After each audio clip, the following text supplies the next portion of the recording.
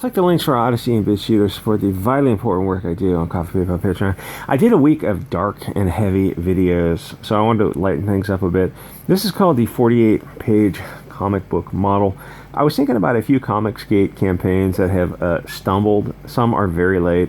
Others have had no quality control whatsoever. And others failed, and the guys apparently took the money, spent it on ladyboys and cocaine. But I didn't want to bash Comicsgate when it's just kind of getting off the ground. I didn't want to oppress a marginalized and disenfranchised group. So I was reading this 48-page preacher story from 1995, and it would probably cost $10 today, which is actually kind of overpriced compared to a 200-page comic for, I don't know, twice that, which is why I love graphic novels, because they're a bargain and they fit on the bookshelves very nicely. And when you look at this 48-page model as a template for your Comicsgate project, look at how well everything fits together once it's, all packaged together. And if anything, this particular book is kind of underwritten, but in 95 it was only $6.99, but it was a good, fun, simple story. Now compare that to your average Comicsgate project that is more like $30 for 48 pages, so you see the need to really have your ducks in a row. Or Ron Marz's 64-page, $35 comic about a breastless lesbian. In case you don't know who Ron Marz is, he's the guy who has you blocked on Twitter because he's an idiot. He runs a blockchain on anyone who follows Bounding into Comics or the big Comicsgate guys. Kind of a weird marketing campaign to have a purity test to buy your product. I don't care who supports me. In fact, I would prefer it if you committed daily hate crimes against marginalized and oppressed minorities. Go by EVS or Mike Miller. All I know about them is that they have politely interacted with me and not blocked me, and that goes a long way. Though there is, unfortunately, a long, drawn-out, petty back-and-forth bickering that goes on between these two 50-year-olds, which is funny because if you point it out to them politely, as I am polite in everything I do, they get really sensitive about it because they know they're 50 and they're acting like this. And you look at it like, would you imagine your father acting like this when he was your age? Like, this is insane. This is what children do, but whatever. Our artists are a different breed. Anyway, so Ron's comic avoids the male gaze very well. In fact, so well that I predict that the Zoop Gwyneth Paltrow candle comic is going to underperform a wee bit unless it gets some eyeballs on it. The problem is the cover is of a short-haired asexual woman, who is drawn as two vertical lines. She's just a breastless, boring character in a jumpsuit. The cover, not to be crude, sucks. It's what you get when you draw art by committee to appeal to the Twitter crowd who doesn't buy comics. Great, you made her a breastless lesbian. But why isn't she an Indian Irish trans? Never go down the SJW road. It will never be far enough. No matter how woke you make it, they will tell you to donate the money to some stupid thing to help kids delete themselves or some project like that. SJWs on Twitter are really weird. They're always telling companies or people to donate money to things. It's like, why don't you donate money? Like, I don't have extra money laying around. And I mean, if you think it's such a great idea, why don't you show us by example? But they never seem to do it. It's always donating other people's money. This comic doesn't even look like it will turn a profit, so I don't suspect there will be any extra money. Even if it raised $300,000, that money has to be split, and unless Ron starts shilling, it doesn't look like it's even going to break $50,000. But if you enjoy breastless, asexual Zers and Zims, and a lunatic who blocks the customer, then check it out. EVS and Miller may bicker like bleeding emo schoolgirls, but at least they're good at drawing women with megalopolis proportions. And so is Mandy Summers of Wart the Wizard fame. She's got a very fun style. Oh, and as an aside, never donate money to SJW characters. One of the Comicsgate guys donated to the BLT kids or something. It's pointless. That is something the milquetoast normie right does. Commies aren't human. Stop placating them. Once you're labeled a wrecker of progress, you will always be marginalized and oppressed by these parasites. Find a charity that gives kids nice Hugo Boss uniforms and teaches them marching and riflemanship. Find a charity that is going to bring the Inquisition back to burn the sin out of this degenerate, filthy world. Put Ibe Canales in charge. I suspect he was made for the role.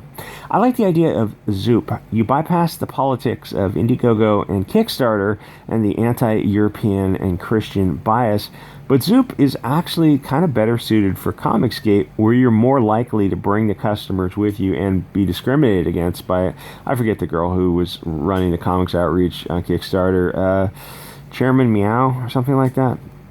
So Ron Marz has no need to build a website. He's already an SJW. He's a straight male of fair skin, so Kickstarter is not going to push him to the forefront. But it's funny, is I clicked on Kickstarter, and the first page was like a lesbian alliance comic or something. It's like, great, $2,000, fabulous. It actually costs you money to send it out, but you probably won't send it out. You'll just keep the money and go to a different crowdfunding project. People on Kickstarter are weird. You got to really set your minimum to what the minimum actually is. Otherwise, there's no point. You're just spinning your wheels. It's like, oh, great, you lost money again. But they won't punish Ron Marz like they would Mike Miller in Comicsgate, because apparently Mike Miller is literally a German of the 1930s. If he went to Kickstarter or Indiegogo, he'd pick up buyers just through the discovery process alone, of just being on the comics page. And so now that I think about it, I kind of wonder why Ron went the Gwyneth Paltrow pussy wax model, because he's not a huge name that's going to bring a huge audience with him.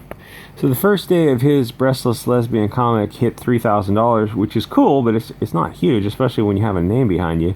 So it looks like it's on track for a sub $30,000 finish, which is amazing. If you're an amateur, you're some guy just starting off in Comicsgate, that would be, you'd be stoked, because you'd be going the Clint Stoker route of Deadbeats fame. I think he's on like Deadbeats 3 by now, where he started off small, and razor thin margins, and because the goal wasn't necessarily, I don't think, to make a profit so much as put it out there, build the fan base, build a YouTube audience at the same time, and just keep building on it, and the people find out like, oh, you can actually write, and you can turn in your projects on time.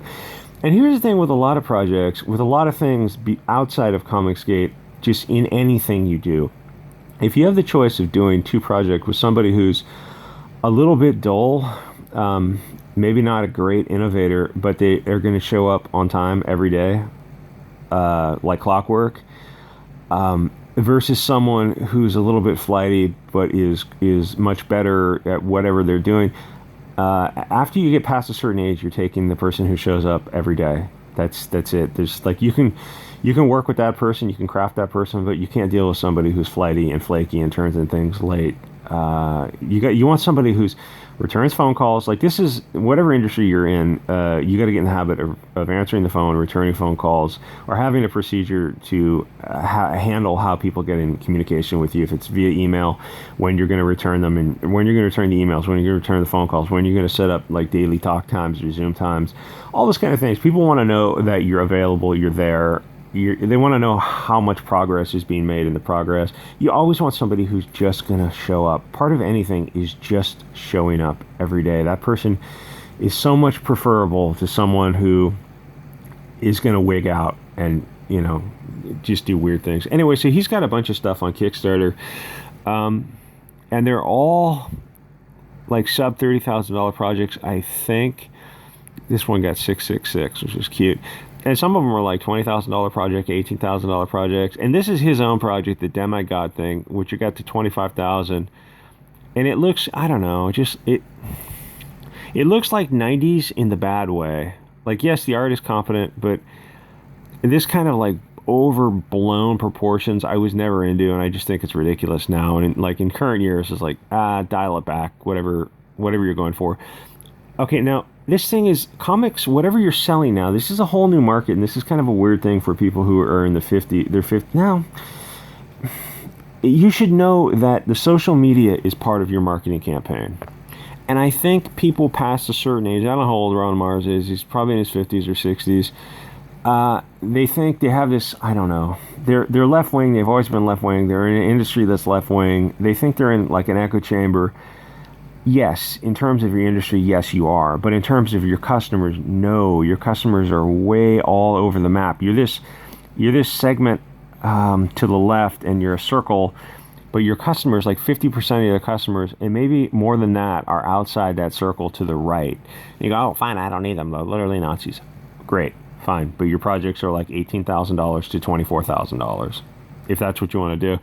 So this guy, you know, he doesn't have a huge following, but he's a known name. He blocks the people who follow like EVS, Diversity in Comics when he was on Twitter, Boundary in Comics, Bleeding Fool. I don't know. There's a bunch of people that Nerdotic or whatever. There's a bunch of these people who they run blockchains on. So it's like, okay, you just cut out 50,000 people. So you go to the guy's Zoop project page. You find it, and the thing is, like, you're not going to discover that unless, like, if you're on Marz and whoever else is working on the project, man, you better get the fuck on YouTube and be shilling every night for a half-hour show, talking about something, but always having Zoop in the background. Talk about anything you want, but have that Zoop in the background.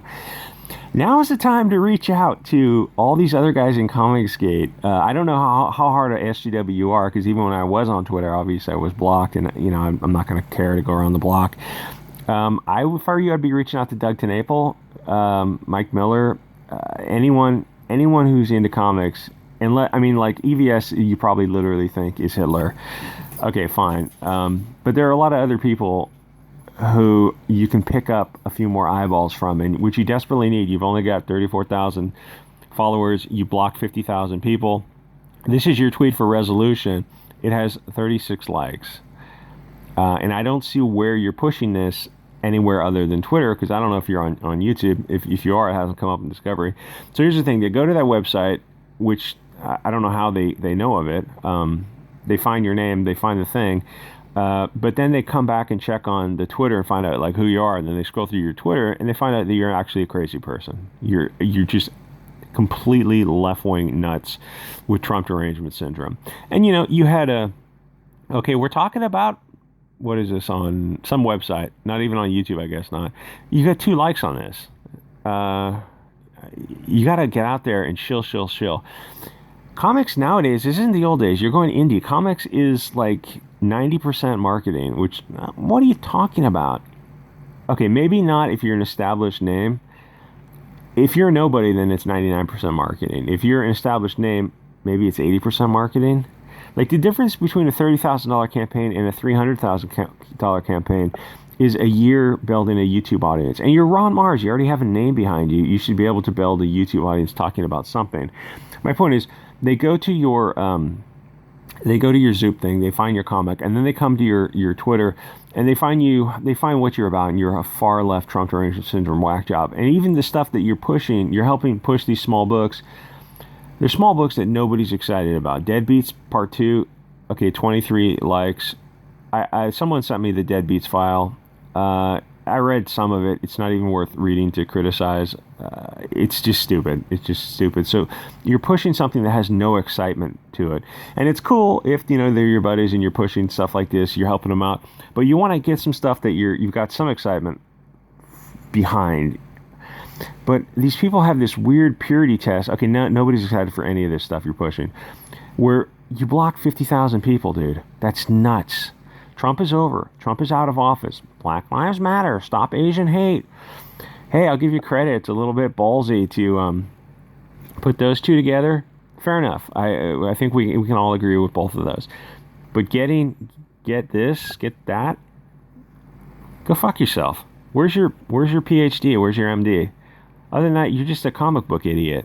Comic book people are the dumbest people on earth, and you're telling me you're giving medical advice? Who do you think you are? That's nuts. That is nuts. Okay, fine. I would say all lives matter, or Irish lives matter more than other lives, and stop Asian hate. It's not really hate. It's like you're talking about batteries and deletions. You want to get into that topic, Ron? You want to talk about if those are connected? I guess not. I'm already in trouble on YouTube. I'll do the Joe Biden whisper. Joe Biden doing ASMR. All right, so nobody's excited about anything you're doing.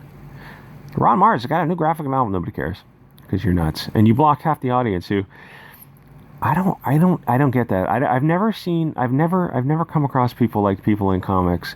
I mean, people in Comicsgate are like the best in terms of human beings out of all these like SJWs. Like the SJW side of comics are should be in a hospital. The comics geek guys are, you know, like I said, emo girls on their period. They're like children in adults' bodies with adult talent, but like they never got past the age of 12. But they're great guys. They're cool guys, even though, you know, they do bicker like, you know, bitchy little whiners. But they are awesome compared to the SJWs. You have no idea what these people are like. These are the worst people on earth. And the thing is, like, all this negative energy, it doesn't get you a whole lot of love. Resolution, you've got a short-haired, breastless, asexual woman question mark on the cover. Who wants this? Who wants this? Go look at Lonestar, Heart of the Hero by Mike Miller. It's got a guy holding the chick in his arms on the cover, and she's just pow, D-cup, just, you know, gravity-defying titties. Ethan has a character, Heather Swain, in Cyberfrog. Go take a look at how he draws Heather Swain. He wants the male gaze because he wants the male dollar. And guess what? It's paid off for him. It's made him millions of dollars. And Ron Marz, this resolution is going to, like, oh, hey, you made $32,000. Congratulations, Rons. Maybe if you didn't block 50,000 people, you might have doubled that. Anyway, like, comment, subscribe, guys. I'll see you all next episode.